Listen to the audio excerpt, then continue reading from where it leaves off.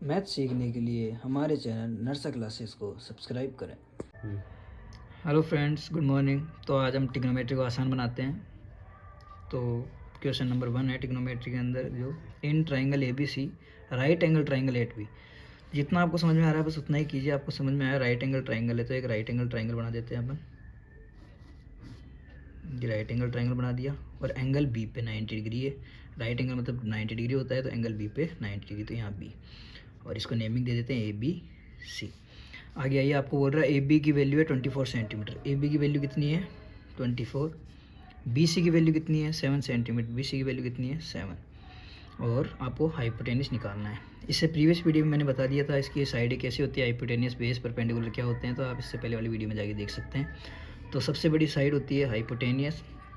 Theta अपन इसमें theta, ये angle A और एंगल सी डिसाइड करेंगे कि थीटा कहाँ पर होगा। तो पहले अपन एंगल ए पे लेके चलते हैं, क्योंकि पहला क्वेश्चन अपन को एंगल ए से पूछ रहा है।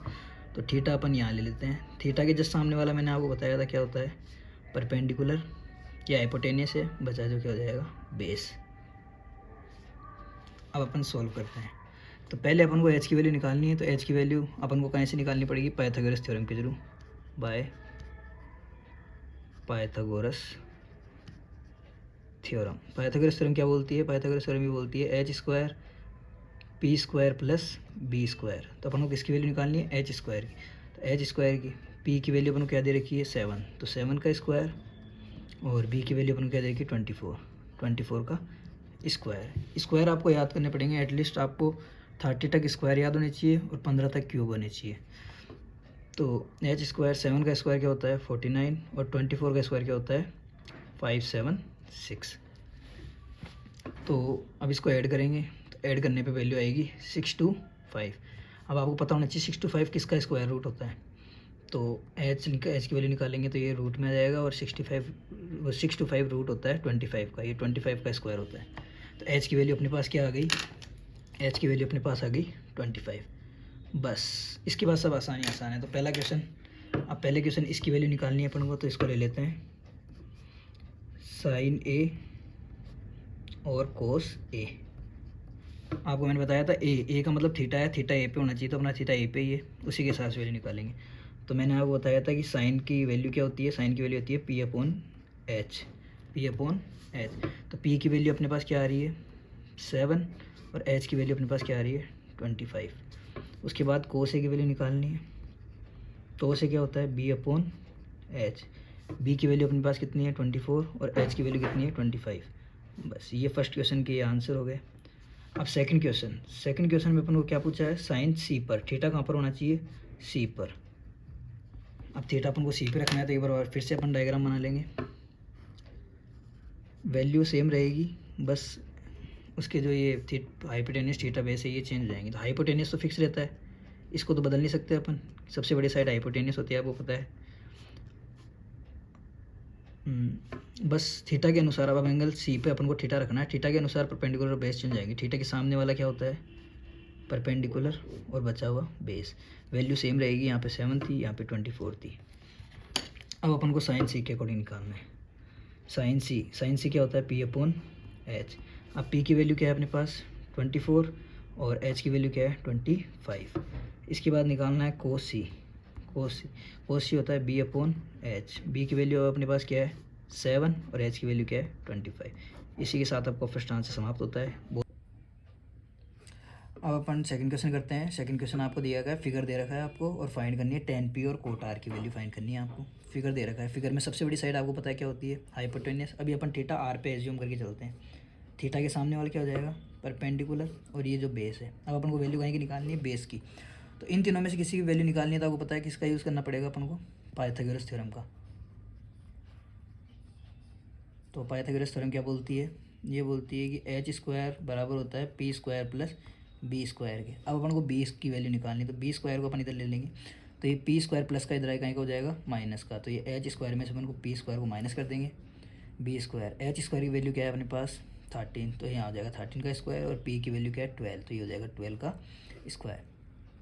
ये होता है 144, और 13 का स्क्वायर होता है 169, और 12 का स्क्वायर होता है 144। अपन इसको माइनस करेंगे तो इसकी वैल्यू आ जाएगी 25, और 25 किसका स्क्वायर रूट होता है आपको पता है 5 सेंटीमीटर का। तो अपने पास बी की वैल्यू आ गई कितनी 5। अब अपन को tan p और कोट r की वैल्यू निकालनी है। अब आपको कहाँ की वैल्यू निकालनी है, एक तो tan p की और एक कोट r की। तो अभी अपना थीटा r पे है तो पहले अपन कोट r ले लेते हैं। आपको मैंने बताई थी एक चीज़ याद करने के लिए, पाकिस्तान भूखा प्यासा, हिंदुस्तान हरा भरा। ये साइन का होता है, ये कोस का होता है और ये टेन का होता है। तो टेन का तो अपन को पता है p अपॉन बी, और कोट किसका उल्टा होता है टेन का, तो ये उल्टा हो जाएगा इसका b अपॉन पी। तो अपन अभी थीटा r पर है तो अपन डायरेक्ट पहले b अपॉन पी की वैल्यू निकाल लेते हैं। तो b की वैल्यू अपने पास कितनी आई है 5 और p की वैल्यू है 12। अब अपन थीटा एज्यूम करेंगे p पे।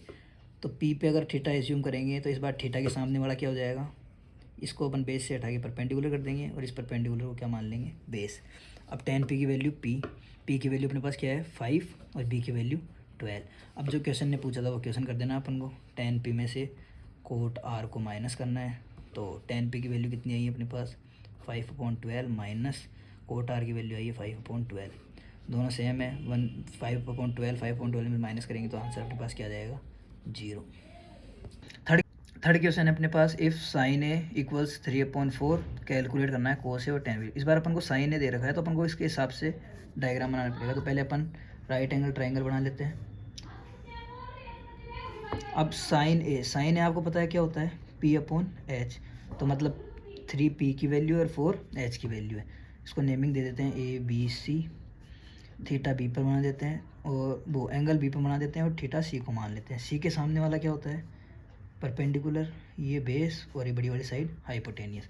अपन को वैल्यू दे रखी है p और h की। तो p की वैल्यू अपन को दे रखी है 3 और h की वैल्यू अपन को दे रखी है 4, और अपन को b की वैल्यू फाइंड करनी है। वैल्यू फाइंड करने के लिए अपन को पाइथागोरस थ्योरम लगानी पड़ेगी वापस। पाइथागोरस थ्योरम क्या बोलती है, ये बोलती है h² equal p² plus b²। b की वैल्यू निकालनी है तो वही b² h² में से p² को माइनस कर देंगे। तो b² h² की वैल्यू अपने पास 4 है, 4 का स्क्वायर कर देंगे, और p की वैल्यू 3 है तो 3 का स्क्वायर कर देंगे। b की वैल्यू √16 माइनस 9, तो b की वैल्यू अपने पास आ जाएगी 7, और ये अंडर रूट में आएगी क्योंकि इसका स्क्वायर रूट नहीं होता है, तो इसकी वैल्यू आ जाएगी √7। तो b की वैल्यू अपने पास क्या आ गई है, b की वैल्यू अपने पास आ गई है √7। अब अपन को जो पूछा है वो अपन को पूछा है कोस ए की वैल्यू और tan a की वैल्यू। क्या की वैल्यू पूछी है अपन को, एक तो कोस ए की पूछी है और एक tan a की पूछी है। तो कोस आपको पता है क्या होता है, वही वापस लिख लीजिए, बार बार लिखेंगे आपको प्रैक्टिस हो जाएगी। पाकिस्तान भूखा पैसा, हिंदुस्तान हरा भरा।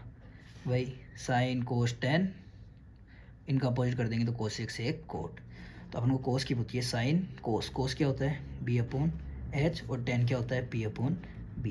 बस डायग्राम में देख के वैल्यू रख दीजिए। b की वैल्यू अपने पास आई है √7 और h की वैल्यू अपने पास आई है 4।